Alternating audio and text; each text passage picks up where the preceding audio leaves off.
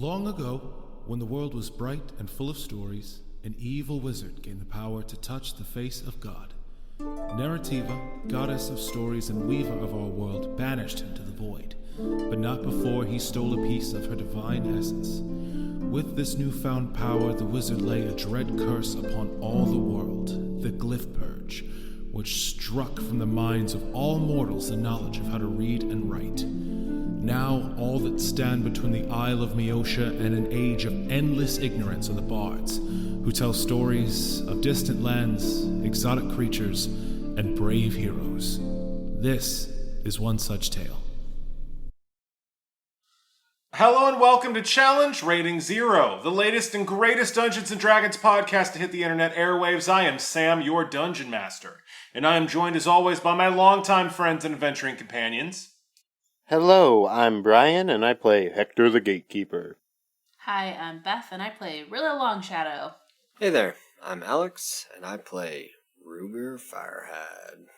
And last but not least, we have the man who calls himself Michael, but who we call Parker, Michael Parker, playing the druid Zurabak. Say hi, Parker. Hi, Parker. Fan-fucking-tastic. We're joined once again for a tale of epic fantasy. Just to sort of give a peek behind the curtain, due to scheduling changes and, just trying out some new stuff, Beth and I are in the same room recording. And this episode is being recorded just right after the last one. So let's see if we can keep this momentum up. And I'm already tired. Oh, God. Well, let me get some of this room temperature coffee in me. Let's see if that works. Oh, it's so tepid. Oh, God. Okay, I know it's been a long time since we last got together, but does anybody remember what we're doing? Just kidding, I do. I like the word tepid. Tepid's a good word. The reception to this podcast, by and large, has been fairly tepid. I'm just kidding. We have fans and listeners, and we love them very much, and thank you all for listening. Patreon.com/challenge_0. Anyway,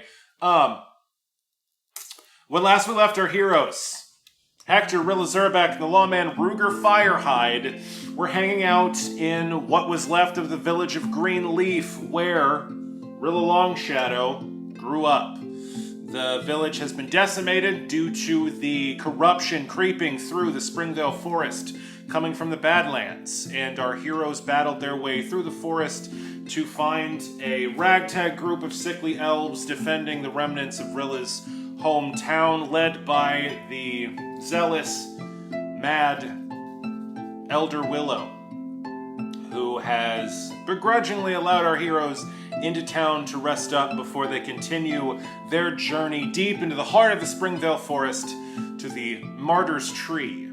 Their purpose is twofold. Our heroes are looking for powerful, magical flowers known as Death's Head Orchids to continue to gather the components needed to fix the Glyph Purge. And Elder Willow is headed there to sacrifice a willing participant to save the magical wards around the Springveil Forest. In particular, Dara, Rilla's younger sister. When we left our heroes, they had sequestered themselves in a shelter underneath the roots of a toppled tree. Anthony Geist the Stricken had woven for them a private sanctum free from any prying eyes and ears so they could work out their strategy for the upcoming journey, and Rilla ransacked her childhood home, which lay outside the safety of the palisade wall surrounding the core Saved, of rescued, ransacked isn't the best. That's certainly not how Rilla sees it. Well, when you're picking through the ruins of an old house to take stuff, I guess it's all really in the eyes of the beholder. It's my stuff. Salvaged, sure. We'll say that. We'll use that if that makes you more comfortable. And so, that was the lesson that happened is Rilla secured some family heirlooms before her house was toppled out of the tree it is held in. And for the record, just to list off everything going on with Rilla: drunk, poisoned, disguised as a human woman, under the codename Daughter, which is a lot. So, It fits my faux mom. Okay? sure. As Rilla is on this brief excursion to gather some choice memorabilia from the house she grew up in, what are the rest of you doing? Zurabak, Hektor, Ruger, you're all around a small cook fire in this bit of shelter that you found yourselves in. There is a sickly elf standing guard outside him, Theraval, which Ruger has taken some shine to, and the runner, Colt, that Rilla sent here long ago, has been terribly wounded, though patched up, and is sulkily trying to sleep in the back. What are you guys doing? Honestly, I need a little bit of shut-eye. But I also am somewhat concerned that Rilla just disappeared and went AWOL after talking a whole lot about murder and torture and stuff. Yeah. Rilla did seem dead set on exacting a terrible vengeance upon Elder Willow and payback for the torture she went through as a child, and then turned invisible and left. Unbeknownst to you, going to her childhood home, but yeah. Yeah. Hector, thoughts? If I could stop her from doing something foolhardy, I would, but I don't know where she went.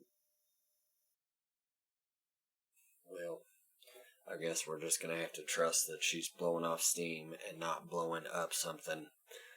But, I, for one, could use a little shut-eye. Clear my head. Figure out our next step in the morning.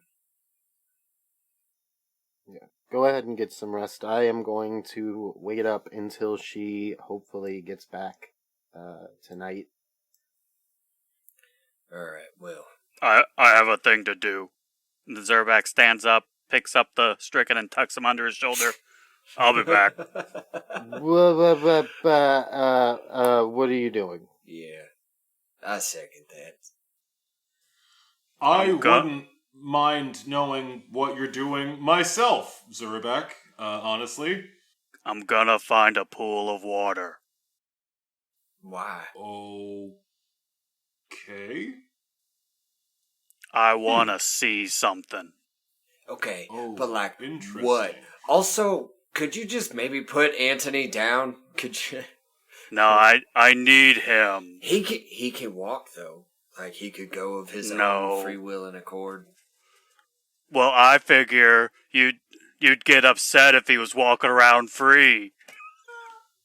If I could cut in, it has been quite a while since one of you just picked me up and carried me, and I don't want to be crass here, but I did sort of miss it. Okay. So Well, that's we have an image to uphold. I'm chilling, honestly. I'm good. Okay. Yeah, sure. I think I know what Zurabak has in mind, and I am all for it. Yeah, you Let's guys go have fun at your pool party. I'm gonna get some shut-eye.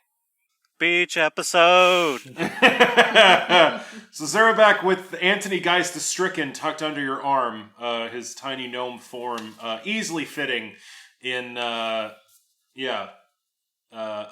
your massive half-orc biceps. You take off into the night. It is just Hector follows. Hector takes off after you two. And so, Rilla, when you return back to the small camp... I didn't say I was going back to camp right away. Okay. Well, normally when you guys split the party, I just try to get you back together as soon as possible. But fuck me, I guess. So let me just write all this down. So Ruger's taking a nappy poo under the tree with Colt. Which And I want to so, point out was the original plan. No, Alex, you're playing the game right, so you're fine. Okay. You're And- also playing the only adult. Rilla's just doing shit, so we'll get back to Rilla short. I mean, you had back half of the whole last episode, so you can just chill out for a fucking second with your hijinks. Alright, and Zurabak and Hector and the Stricken are going out. So, Zurabak, what are you looking for specifically? a natural pool of water. Fantastic. It doesn't take you very long at all. There is a pool of water that the elves here have been using as sort of like a well just to keep themselves alive. There's like 3 elves stationed around it, but as you walk up with Anthony Geist tucked under your arm and Hector trailing behind you, they all fuck off immediately. Like, they see you coming and just immediately get away from there. It is like a 10-foot wide pool. As you get up there, a slight rain starts to fall, adding to the water's already contained in this well. What do you do? I set down the stricken, and I begin to cast Scry. Fantastic. You wave your hands over this pool of water, intoning magical syllables. And as you do, the water ripples once, twice, and tries to resolve itself into an image. What or who are you looking for? Her Aunt Arafin. You are trying to scry Rilla's Aunt Arafin. Interesting. Yeah, you have met this person. You are aware of them. You don't have anything that belongs to them on you, I don't believe, but... I don't believe so either. Yeah. Sick. Let's see. Ooh, they rolled bad. Yeah. Yes. Yeah. Yes. Yeah. Yeah, so, the water of this pool ripples, and it resolves itself into an image, and you see the deeply lined and weathered face of the ancient elven wizard known as Arafin the Arcane, aunt to Rilla Longshadow. She is on the back of a horse that looks like it's made of gray smoke. Its mane and tail are moving in the wind and ending in trails of vapor that disappear into thin air. And this horse is galloping what looks like 20 feet off the ground, weaving between the massive trunks of towering trees below the lowest branches, but well above what looks like a teeming horde of living corpses reaching up, trying to grasp at her, hissing and growling and moaning in the depths of the forest. And as you watch, she comes around a final bend, and you see a massive tree, 3-4 times taller and wider than any other tree you've seen yet in this forest of ancient old growth, and its bark and its leaves are blood red, the deepest crimson. So is the grass growing around it in this massive clearing. This is a tree as large as some small castles, and it towers. Arafin on the back of this gray horse comes into this clearing and reins her horse, which stands on open air without any trouble. And she begins just scanning around, looking around at I nudge the stricken. Do your magic and talk at her. Zurabak, you assume that I can just... Of course I can. Hold one moment. I just stare real hard. Yeah. Hector, are you doing anything? Or are you just watching this shit from over their shoulder? Yeah, no, I just don't trust either of these two people Sure. going off on their own like this, so I'm just supervising. Yeah. So the stricken closes their eyes, and when they open them again, their eyes aren't just black like they have been since you returned from the Ashen Isles. They glow with this dark energy, like this darkness seems to be radiating out from their eyes, and they speak words that cause the image you have cast in this pool to ripple. And he says, Erefin the Arcane, the eyes of the stricken are upon you. Where are you now? And you see the image of Erefin on the back of this smoky horse. Like, she jerks with a start and then looks around and then looks directly. It looks like she's looking directly at you through this pool you're looking at.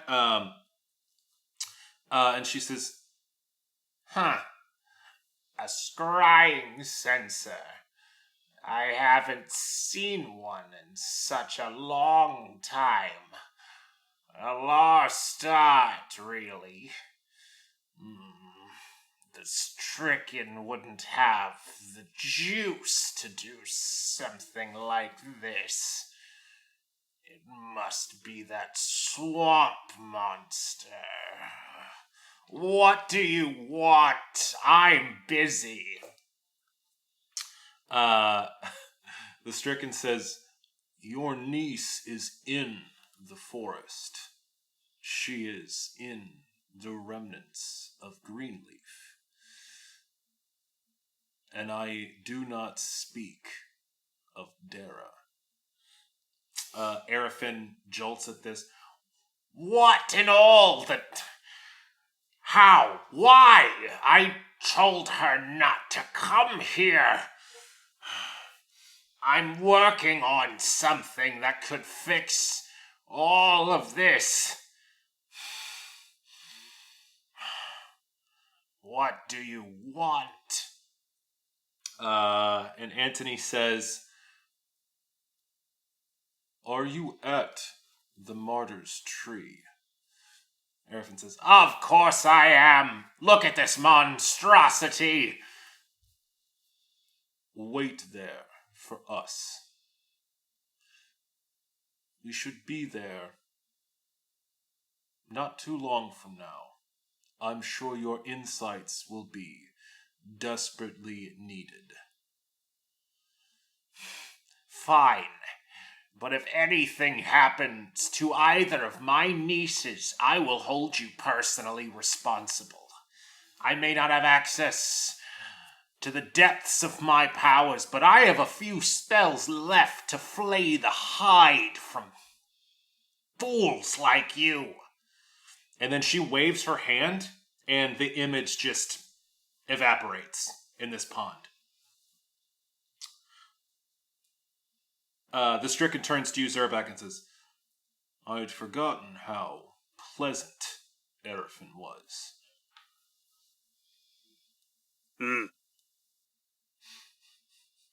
We're going to jump to Ruger Firehide.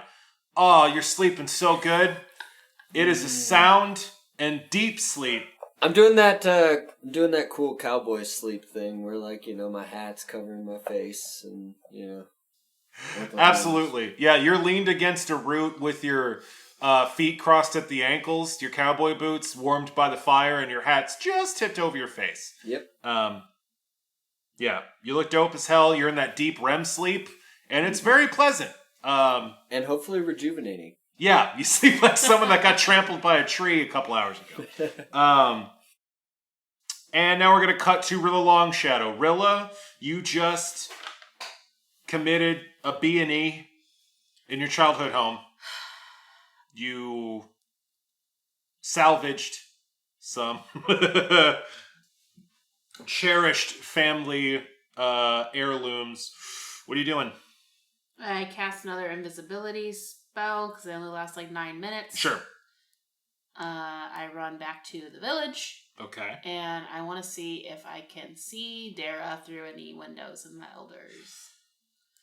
I can all check on my sister. Oh, that's delicious, isn't it? That's a tasty morsel, huh? You assume that Dara is staying at the Elder Sanctuary, and you rush back to the village, the remnants of the village of Greenleaf, the few still living trees in its very core, and you run up the palisade wall, easily get inside the defenses, invisible and fast and spidery as you are. And you race up the massive trunk that houses of the tree that houses the Elder Sanctuary, and you were easily able to scale the walls of one of the wings of this enormous wooden mansion built into the powerful branches of this ancient tree. And you peek through a couple windows, crawling along the side of this building until eventually you do find a window that looks in on your sister. She is in a bedroom by herself. She is kneeling at the end of a bed with an incredibly ornate longbow resting at the end of the bed in front of her, and she is praying in Elvish. She is saying, "By the blood of my ancestors, let my sacrifice wash clean the shame upon my family. By the blood of our ancestors, let my sacrifice wash clean the shame on the house of Long Shadow." And she just says this over and over and over again, like hunched over this longbow. Do you recognize the bow at all?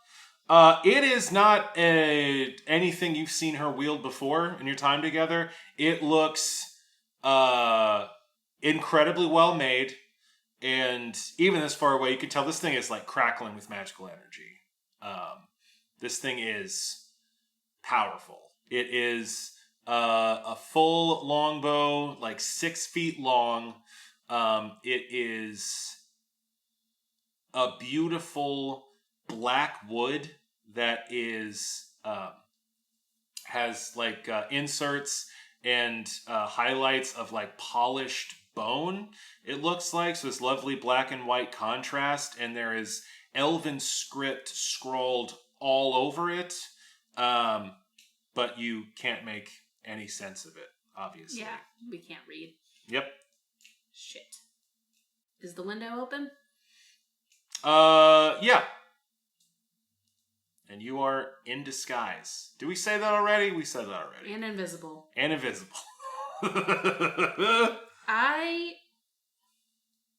I let my father's old cloak drift through the window and I leave.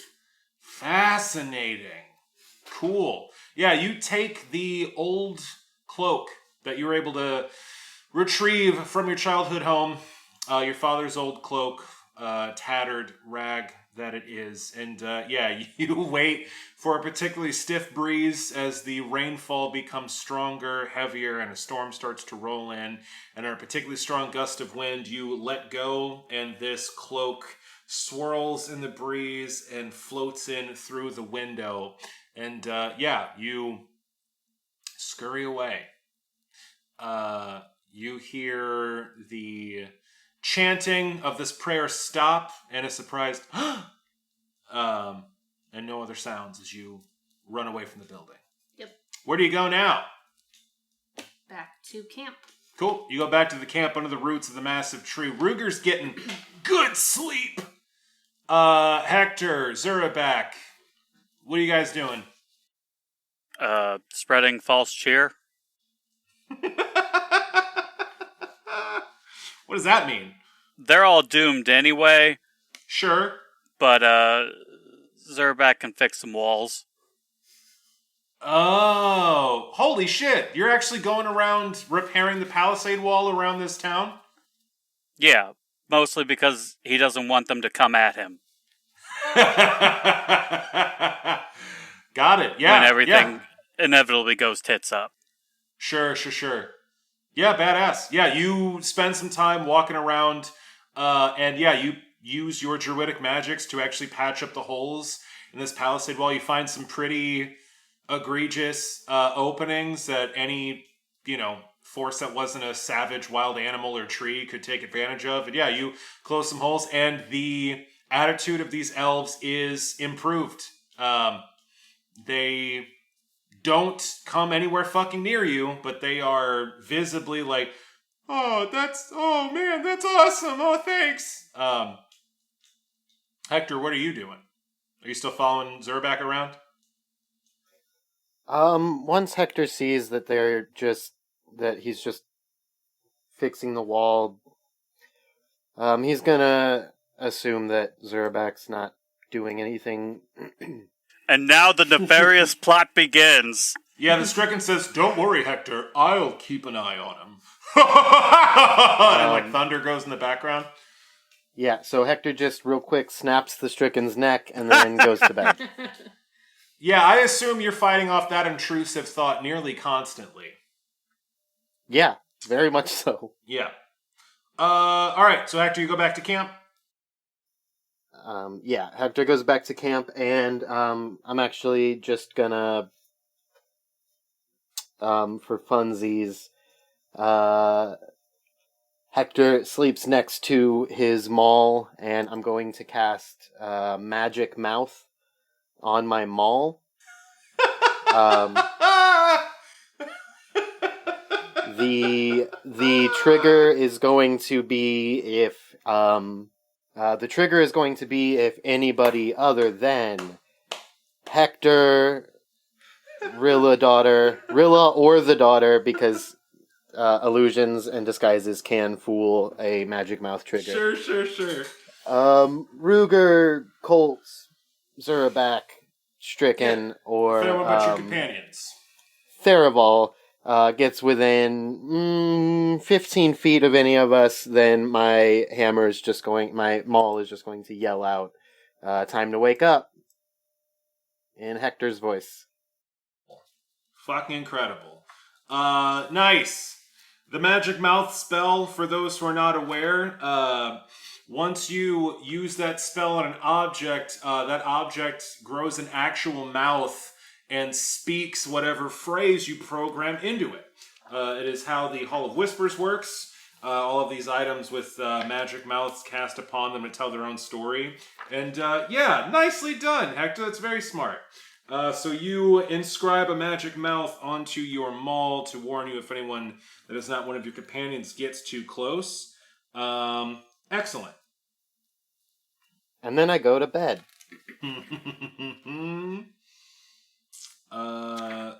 Cool. Yep. You hit the hay. Zurabak, eventually you run out of spell slots and the wall seems in pretty good shape. You doing anything after that? Besides mean mugging every elf I see, no. Okay. Where do you sleep this evening? They're weak and pathetic. Yes, they are. Probably somewhere not near elves. Probably still out in the rain, though. Okay. Well, the only place not near elves would be outside the palisade wall in the wilds. The only other place without elves would be, pretty much wherever you're at. They're not going to go near you.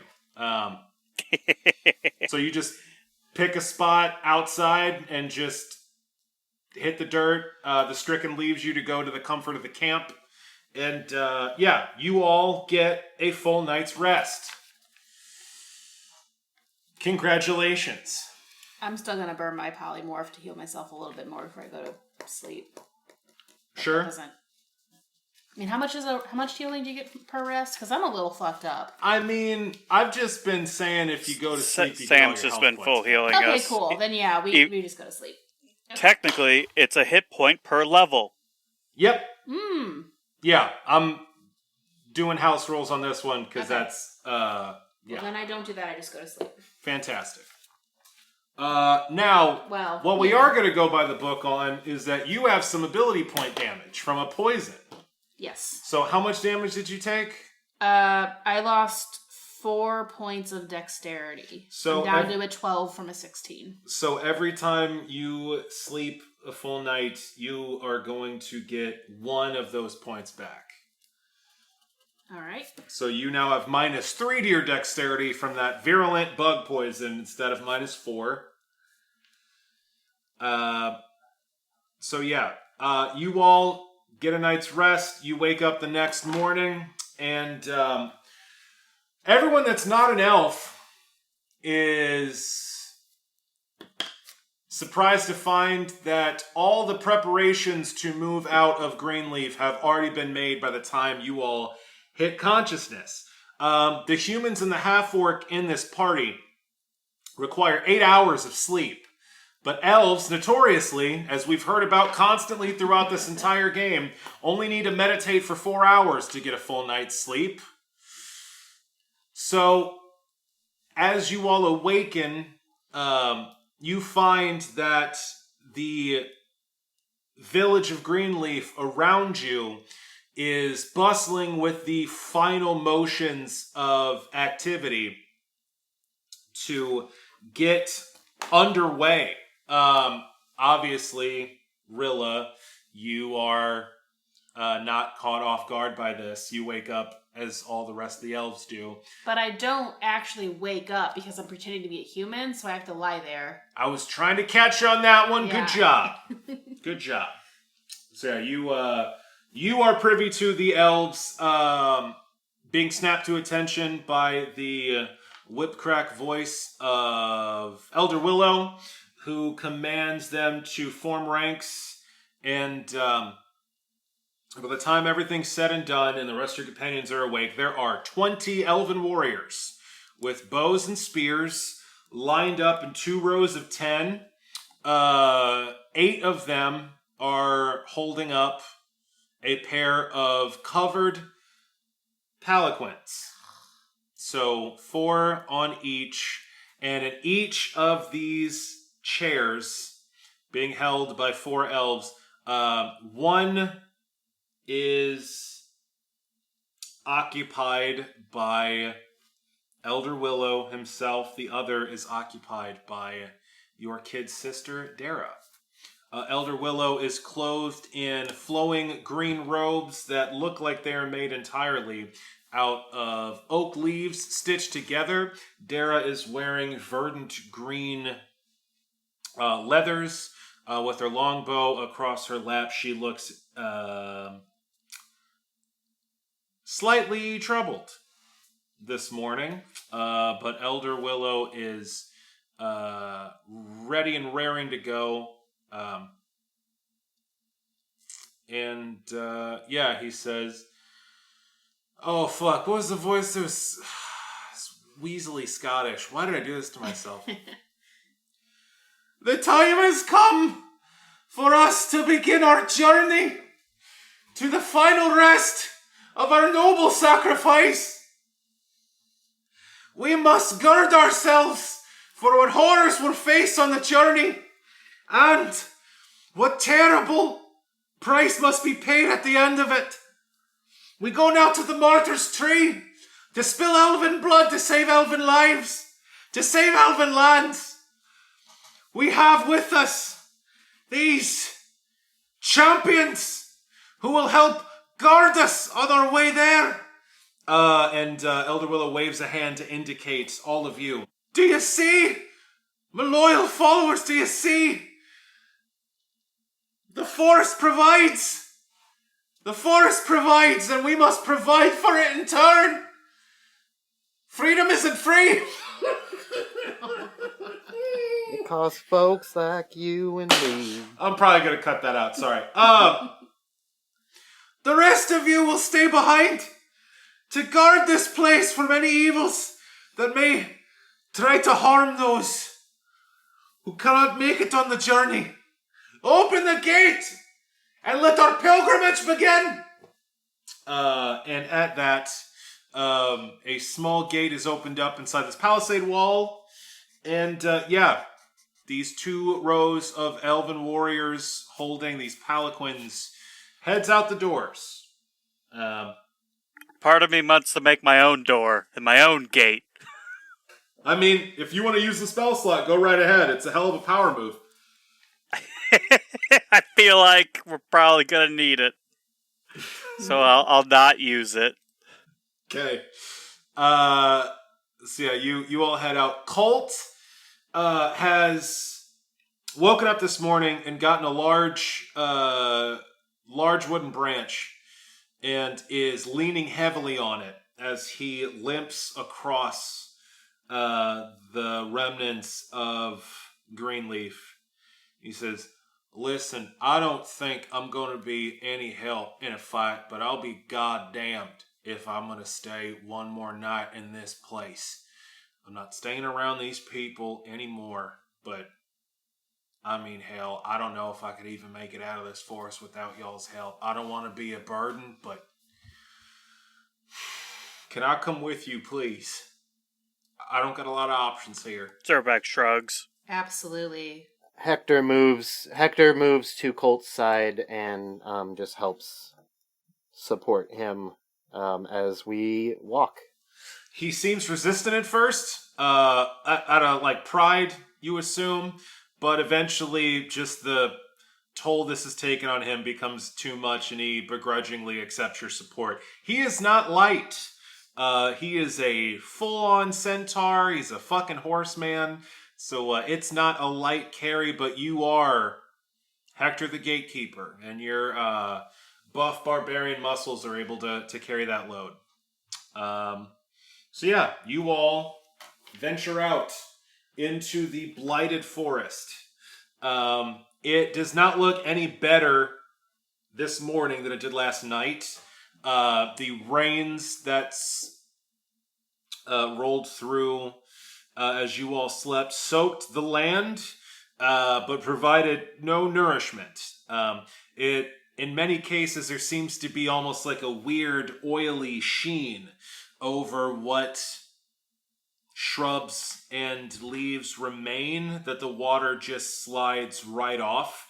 It lies in dark, brackish pools on either side of the game trails that the elves are traveling down. The forest floor reeks of rot as you squelch your way through the mud, and the trees around you have black bark streaked with red and sickly yellow. Some of the trees seem to be slanted, almost like the earth underneath them is giving way. Some of them visibly start to tilt as you walk past them. And the elves in this party all look fucking terrified.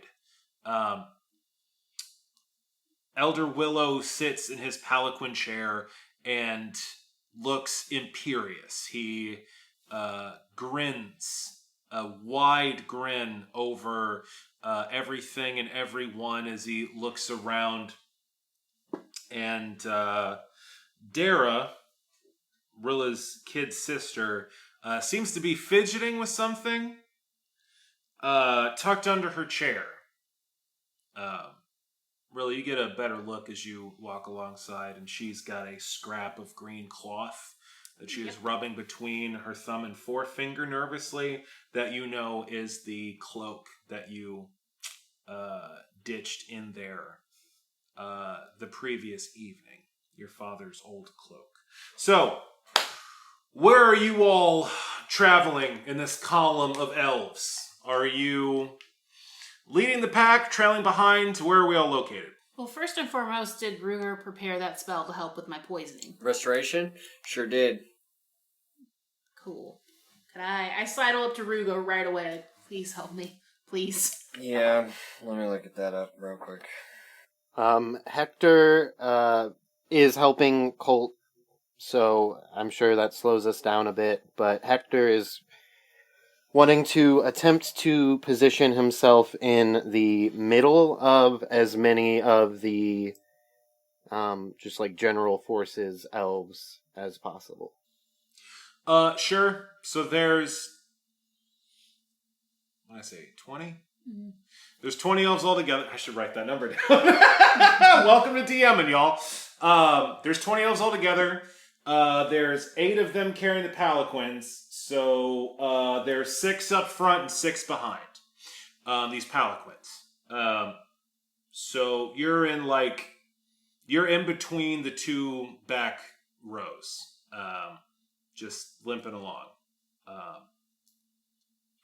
Ruger Firehide, if you're attempting to cast the level 1 paladin spell, Lesser Restoration, you're going to roll 1d4 and we'll see how many points you can get back for Rilla's dexterity. 2. All right, you get 2 dexterity points back. So, what is your current dexterity deficit, Rilla Longshadow?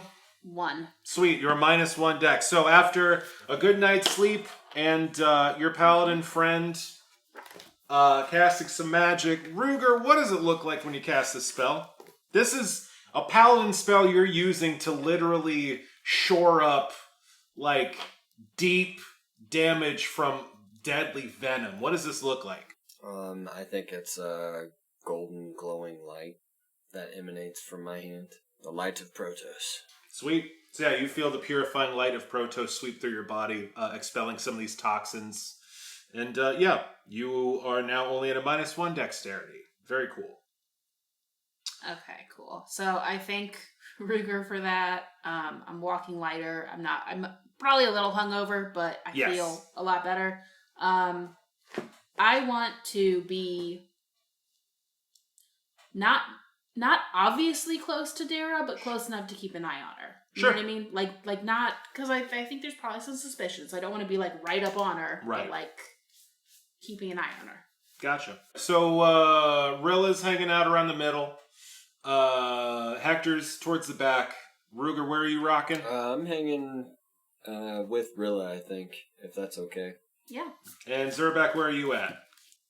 Meandering. Just sort of everywhere as usual? Yep. Running ahead at some points, falling behind later, just on a lovely walk through this blighted forest. Oh yeah, it's worth noting that, like, after we woke up, the first time that I got within 15 feet of anybody other than the people I named, my hammer went ahead and yelled out, "Time to wake up." Yeah, your hammer grew a mouth and said, "Time to wake up!" No, yeah, the second you ran up to get in the ranks with the, with the rest of the elves, yeah, your hammer's like, "Time to wake up," and it's like, who the fuck said that? What the fuck? So as we set out, seeing the low morale of everyone. Oh no.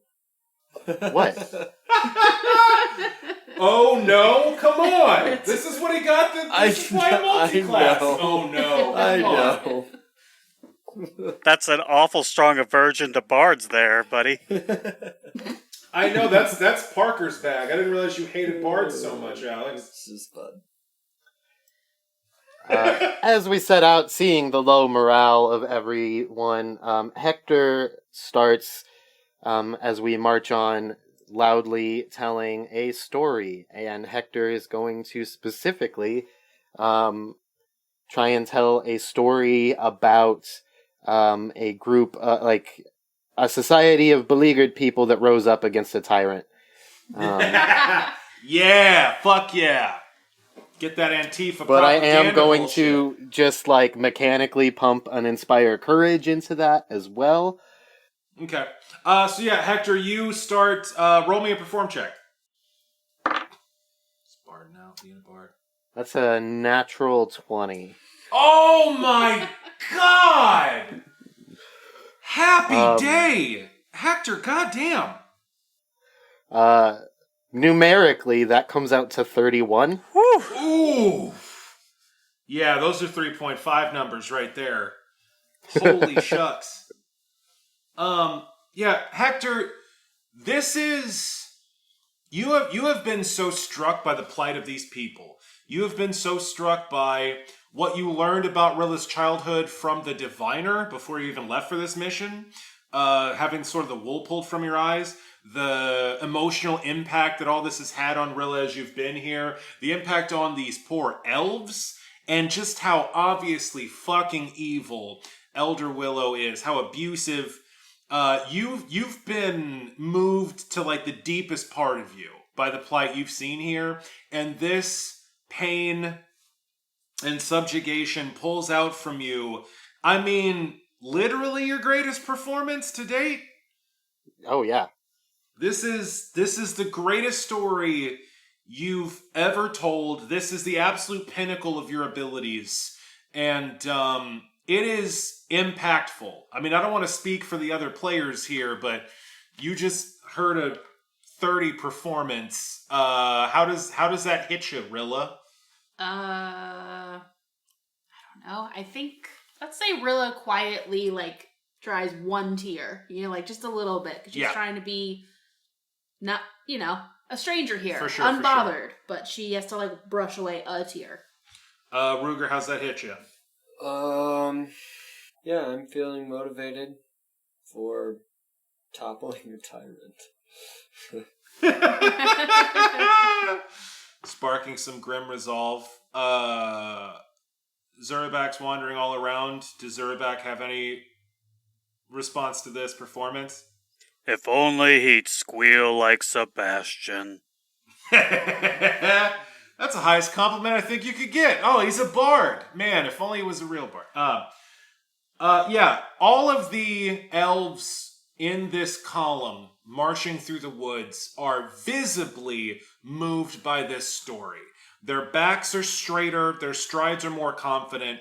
Therival, like, stops shaking, and they all grip their weapons tighter and look with renewed vigilance into the woods around them.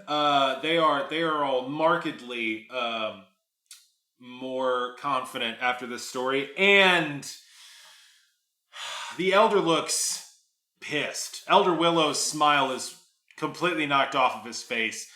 Sebastian, I'm sorry, Anthony Geist, openly applauds. He's like 15 feet behind you, Hector. He just openly starts applauding. Bravo, bravo, Hector. That was incredible. A performance worthy of the highest courts in the land. I could not be more proud of you. Hector is proud of himself despite that. Yep. I was hoping that would get you. Yeah, like next to you, Colt kind of takes stock of what's going on, and he kind of leans a little bit away from you and snaps that branch he was holding down a little bit to fit it under his armpit, and he starts thumping along, like, stolidly on his own, and is keeping up pretty good pace. So he's not leaning on you as much. Yeah, you increase the morale of everyone here for sure. After your story is done, Dara turns back to look at you, Rilla, in your disguise as this human sorcerer. Mm-hmm. She says, "Your friend is a rather good storyteller." Yes. Surprisingly so. He only became a bard recently. Yes, you don't really see it coming, do you? With all the muscles and that? Mm-hmm. Surprising. Yeah, it's interesting how people can show their true selves. Yeah, it is. You never really know someone, do you? Not all the way. No matter how hard you try. I'm not sure if I agree with that. Well, I mean, look at you. There were stories from some of the guards at the gates that you have magic. You threw a ball of fire at that tree. Is that true? Yes. Oh, I've been dying to meet someone else with magic. It's amazing, isn't it? Channeling these arcane forces until you just... She throws out her hand and a lightning bolt jumps from the palm of her hand into a tree, and it splinters like a huge chunk of bark out of it, and the whole fucking tree just starts to fall over. Oh, I didn't exactly mean to... I mean, did you see that? I did that. You all saw. That's why I'm here. So, I'm still working some stuff out, I think. I can see that. You must have only recently discovered this talent? It's very, very, very recently. Yeah. Yeah, you, I mean, I know you're an elf, but you seem a little young. Honestly. She draws back at that, sits up higher in her chair. I'm old enough to do what I have to do to save my people. Of course. It's just, I was raised by a sorcerer, my mother, and knew there was a chance that I would be like her. And I did not exhibit these abilities until I was older. That's all. That's all I was saying. I'm gonna need you to roll a bluff check. Yup. Because you're lying. Absolutely. You liar. Yep. That is a 21, 12 and 9, 21. Jesus. Yeah, she got a 4, so she's eating that shit right up. Your mother was a sorcerer? Still is. Yes. Can I ask who? So we don't really use names. She's called the Diviner. The Diviner? I've heard stories about the Diviner.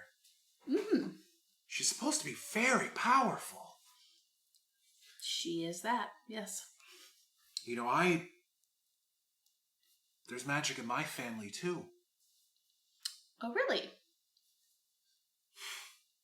I'm not supposed to talk about it, but my sister, my deadbeat sister, she had magic. For all the good it did her. For all the good it did us. She left. Why is that bad? Because we needed her? Because all of this is happening? Because the veil is falling and the elves are going to be exposed to the rest of the world and all the danger and death and impurity? The humans tore themselves apart and the dwarves hide underground and this forest is all the elves have. Where else are we supposed to go? My sister, whole life, all I ever heard was Rilla's amazing, Rilla's special. She got all the attention. She always had the elders calling her to their sanctuary. She was always the first word out of everyone's lips. I was always Rilla's little sister. But then, she just fucking left. She just fucking left everyone and everything like we didn't fucking matter. I'm sorry. It's still a little raw. Dealing with all this shit. She didn't have the strength to do what I'm doing. She didn't have the strength to save her people. But I do. And now I'm gonna be remembered. I'm not Rilla's sister. I'm the sacrifice. I'm the martyr. They'll sing my name forever. Not her shadow anymore. Do you know what it's like to live in someone's shadow? You know, your mother's famous. There's a dozen tales about the Diviner. That's true. There are. Being famous, there's a lot of responsibility and sacrifice that goes with that. More than the stories would have you believe. The praise is what spreads. The struggle never is. It's an interesting thing about stories, I don't know your sister. Should I roll bluff check right now? Yep. Liar. Hey, I rolled a 15, so that's a 24? Huh. You say you don't know her sister, and she gives you the up-down. She looks real close at you. Yeah. Yeah, of course you wouldn't. Right. I know that there's more to what is perceived from the outside. She might have had struggles of her own that you don't know about. Elder Willow says that the needs of the one cannot ever be more important than the needs of the many. Whatever she was going through, there's nothing to compare it to the fate of all the elves.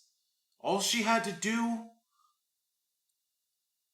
All she had to do was care enough. To die? For us, for everyone. I'm going there to die myself. I'm giving my life to save everyone I've ever known.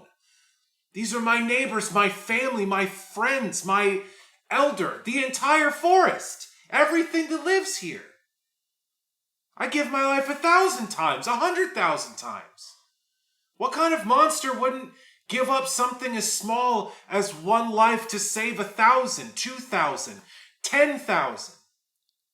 It's selfish. Zurabak starts sneezing. No,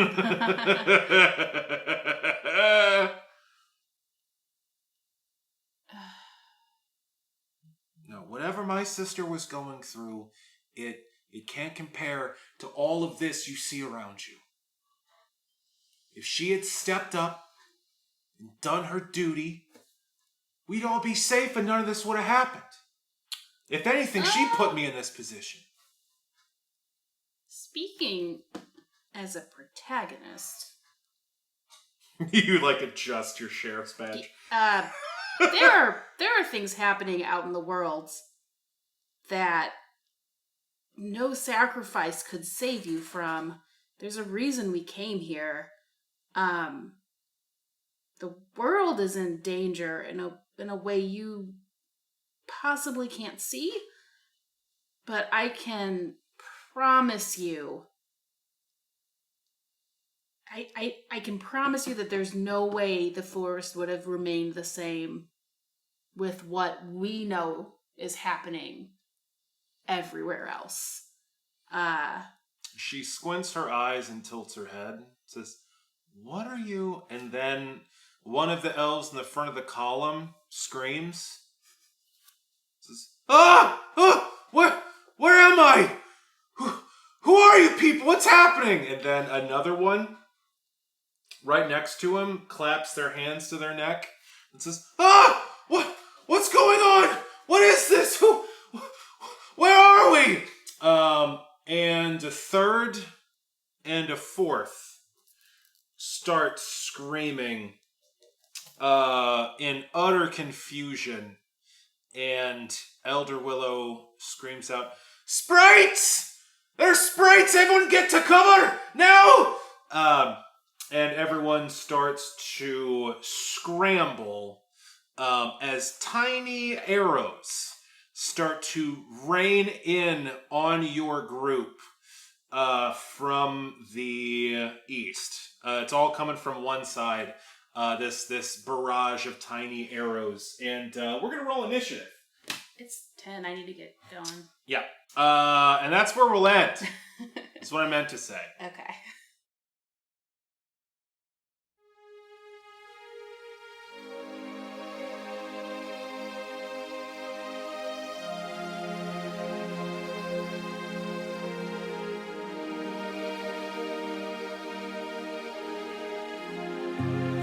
Hello and welcome to As the Dice Turns, the podcast after the podcast, where we take a deep dive into our player characters' motivations, characterizations, frustrations, and try to get a better understanding of them as people.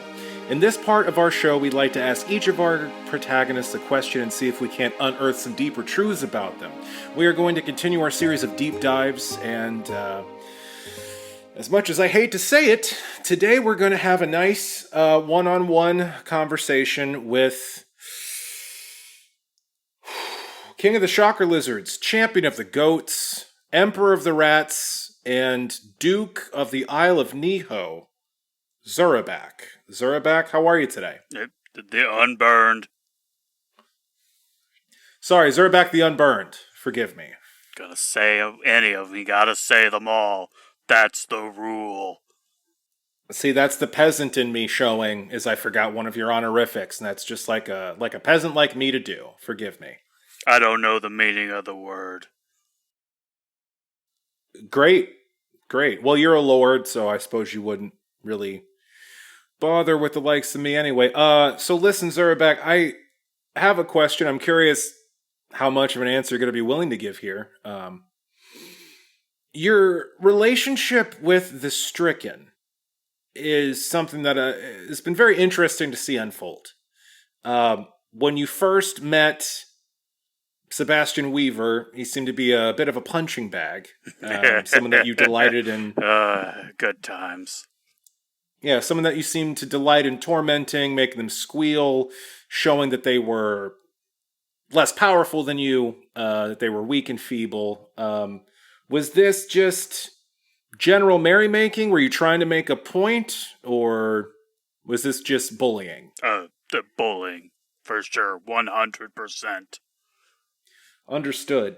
And so when it was revealed that Sebastian was actually the Stricken, that the bard you've been following at the behest of the head of your druid circle, was actually the architect of the Glyph Purge, the greatest villain of all time. You seem to have become more amenable to his pursuits. You were the one that brought him along on the journey to the Ashen Isles. You went to go see him to sort of hasten everyone's journey to find this Death's Head orchid, and you, I believe, have said that the Stricken's the only one down here actually taking part in this adventure, where the other gods seem to be absent. I'm curious what your opinion of the Stricken is in general. How do you feel about what he's done, his legacy, who he is now? I mean, none of that really matters. What does matter? He's here now. I guess we're fixing a thing. Probably. Well, I'm curious, are you here now simply because the head of your druid circle told you to be here? Or are you following a different motivation? Dunno. Hadn't thought about it. Well, that's what we'd like to use this little space for. You've obviously grown far more powerful since you left your druid circle. You have access to magical abilities and feats of strength and druid craft that you weren't able to access before. You have become a more fearsome and terrifying individual. You've gained more surnames and honorifics, certainly since you began following the Stricken. Do you have any feelings toward the Stricken whatsoever? I mean, he's there. He's leading us to new things, I guess. Is that begrudging respect or acceptance, I hear? I don't know. I can't tell what you hear half the time. That's a very good point. I guess what I'm trying to hone in on is your companions seem distrustful. They don't like the Stricken. They don't want to follow him. They view him with distrust, open hostility in some cases. Hektor seems to want to snap his neck half the time. You don't. Why is that? Well, he's not a threat. If he was, he would have made that clear earlier. He's got a goal, and it so happens to be, I guess, the same goal as us. So where your companions see someone that is a terrible villain, you see someone that is just an ally. Another arrow in your quiver. He's useful, and why throw away something useful? Now that is a philosophy that I think myself and our listeners can certainly wrap their heads around. The usefulness. I think we've talked in the past about your relationship, about everyone's relationship with the gods of this world. There's Narrativa, there's Protos, and there is the Stricken, Anthony Geist, the Lord of the End. If you had to say which one of these deities you align with the closest, it sounds like that would be the Stricken. Well, I've never met the other two. That's a very good point. I suppose the proof is in the pudding. It's curious because your family has a history of worshipping the Stricken. The Queen of the Ashen Isles in particular, who allegedly may or may not be your sister, seems to be an adamant supporter of his.